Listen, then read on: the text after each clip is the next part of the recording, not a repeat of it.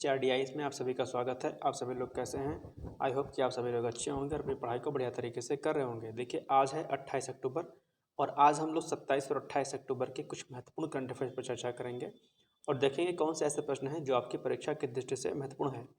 उसके पहले अगर चैनल पर कोई भी नया है तो आप लोगों से रिक्वेस्ट है कि प्लीज़ चैनल को लाइक, शेयर एंड सब्सक्राइब जरूर कर दीजिएगा, क्योंकि इस चैनल के माध्यम से आपको डेली करंट अफेयर्स कराया जाता है। इसके साथ साथ में जो भी महत्वपूर्ण सूचनाएं आपकी परीक्षा से रिलेटेड होती हैं वो आप तक पहुंचाई जाती हैं। तो सभी प्रकार के अपडेट को पाने के लिए चैनल को प्लीज़ सब्सक्राइब कर दीजिएगा। आइए बिना देरी किए हुए इस सेशन को स्टार्ट करते हैं। देखते हैं कि कौन सा ऐसा प्रश्न है जो महत्वपूर्ण है। इसके पहले मैं बताना चाहूँगा कि ये जो आपका करंट अफेयर्स प्रोवाइड कराया जाता है ये आपके आगामी R PPSC, CPT, PAT, BPSC, RS, MPPSC, UGC NET, CUET सहित सभी एक दिवसीय परीक्षाओं के लिए समान रूप से उपयोगी होता है। तो आप किसी भी परीक्षा की तैयारी कर रहे होंगे, आपके लिए करंट अफेयर्स बहुत ही महत्वपूर्ण साबित होगा।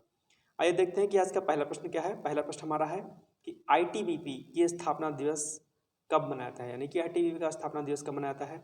इसका जो राइट आंसर हो जाएगा बी, यानी कि 24 अक्टूबर को आईटीबीपी का स्थापना दिवस मनाया जाता है। व्याख्या के अंतर्गत यही दिया गया है कि आईटीबीपी का स्थापना दिवस 24 अक्टूबर को मनाया जाता है और इसकी जो स्थापना की गई थी वो चीन युद्ध 1962 यानी कि 1962 में चीन युद्ध के बाद इसकी स्थापना जो है की गई थी। ध्यान रखिएगा। नेक्स्ट क्वेश्चन है, हाल ही में किस देश ने अपने पर्यटन क्षेत्र को बढ़ावा देने के लिए 7 देशों के साथ पर्यटकों के लिए वीजा शुल्क को माफ करने का निर्णय लिया है। इंपॉर्टेंट क्वेश्चन है, ध्यान रखिएगा। इसका जो राइट आंसर हो जाएगा ए, यानी कि श्रीलंका ने भी हाल ही में जो है अपने पर्यटन क्षेत्र को बढ़ावा देने के लिए क्या किया है, वीज़ा शुल्क को माफ़ कर दिया गया है। आपको मैं बता दूं कि जो आपका श्रीलंका है वो इस समय आर्थिक दृष्टि से बहुत ही ज़्यादा जो है लो कंडीशन में है, बहुत ही ज़्यादा आर्थिक स्थिति उसकी जो है मजबूत नहीं है और इसी क्रम में अपनी आर्थिक स्थिति को मजबूत करने के लिए श्रीलंका ने भारत सहित 7 देशों के साथ जो वीज़ा शुल्क है पर्यटकों के लिए उसको माफ़ करने का निर्णय लिया है। स्वागत योग्य कदम है, खासकर श्रीलंका वासियों के लिए, क्योंकि उनकी आर्थिक स्थिति इससे मजबूत होगी। तो व्याख्या के अंतर्गत यही पॉइंट जो है दिया गया है, ध्यान रखिएगा। और प्रश्न आपसे ये भी पूछ सकता है कि श्रीलंका ने कितने देशों के साथ पर्यटन वीज़ा के शुल्क को माफ़ करने का निर्णय लिया है, तो 7 देशों के साथ। प्रश्न ये भी पूछ सकता है कि क्या श्रीलंका ने भारत के साथ ये उपबंध पर या इस जो है इस पर साइन किया है, मतलब वीज़ा को शुल्क माफ़ करने के लिए वीज़ा शुल्क को, तो बिल्कुल माफ़ करने का निर्णय लिया है। आपको भारत को भी याद रखना है क्योंकि भारत जो है इसका पड़ोसी देश है। और आपको बता दूं कि भारत और श्रीलंका का जो व्यापारिक जो महत्व है वो बहुत ही ज़्यादा है और श्रीलंका का जो है आयात और निर्यात जो है काफ़ी हद तक जो है भारत पर निर्भर करता है। साथ ही साथ पर्यटन के दृष्टिकोण से अगर देखा जाए तो बहुत सारे भारतवासी हैं श्रीलंका की यात्रा पर जाते हैं, तो इससे जो है पर्यटन क्षेत्र में श्रीलंका को बढ़ावा मिलेगा। चलिए नेक्स्ट क्वेश्चन देखते हैं।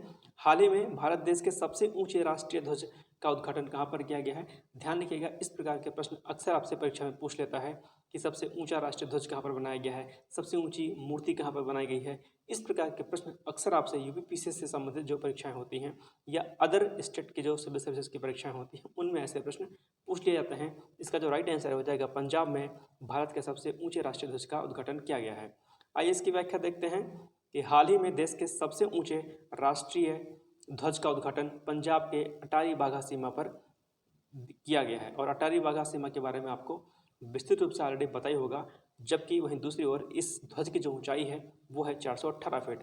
प्रश्न आपसे यही पूछ सकता है कि जो हाल ही में भारत ने अपने सबसे ऊंचे जो है राष्ट्रीय ध्वज का उद्घाटन किया है, इसकी ऊंचाई कुल कितनी है। आपको तुरंत आंसर देना है 418 फीट पर। किस राज्य में, पंजाब में, कहाँ पर, अटारी वाघा सीमा पर। ठीक है, चलिए नेक्स्ट क्वेश्चन देखते हैं।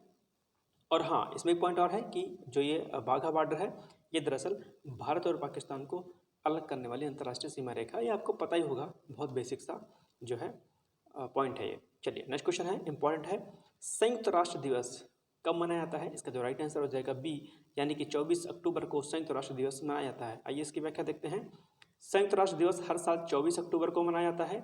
संयुक्त राष्ट्र ने 1947 यानी कि 1947 में 24 अक्टूबर को संयुक्त राष्ट्र के चार्टर के वर्षगांठ के रूप में इस दिवस को मनाए जाने की घोषणा की थी। ध्यान रखिएगा। इसकी जो इम्पोर्टेंट पॉइंट है इस प्रश्न का वो है इसका थीम। इस बार का जिसका जो थीम है वो है the front lines of climate actions, ये क्वेश्चन आपसे जो है पूछ सकता है थीम।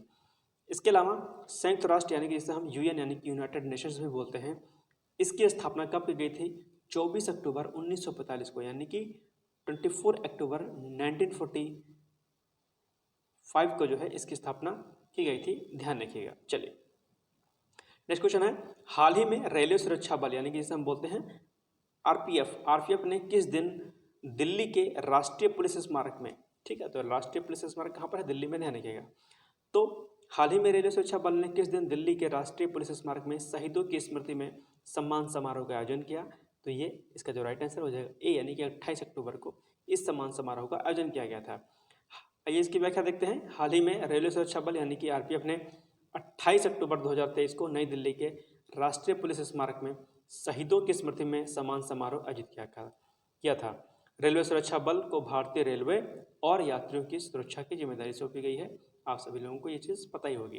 नेक्स्ट क्वेश्चन है, हाल ही में भारतीय तटरक्षक अधीनस्थ अधिकारी सम्मेलन का आयोजन कहाँ पर किया गया? ध्यान रखिएगा, इसका जो राइट आंसर हो जाएगा आपका सी, यानी कि नई दिल्ली में इसका उद्घाटन किया गया, आयोजन किया गया। आइए इसकी व्याख्या देखते हैं।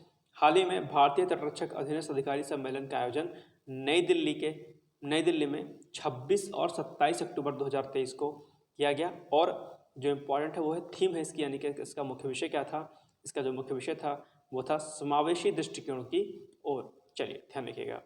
अब आज आप लोगों के लिए प्रश्न है और वो ये है जो कि महत्वपूर्ण है कि जमरानी बांध बहुउद्देशीय परियोजना निम्नलिखित में से कहाँ पर स्थित है? ये आपको बताना है।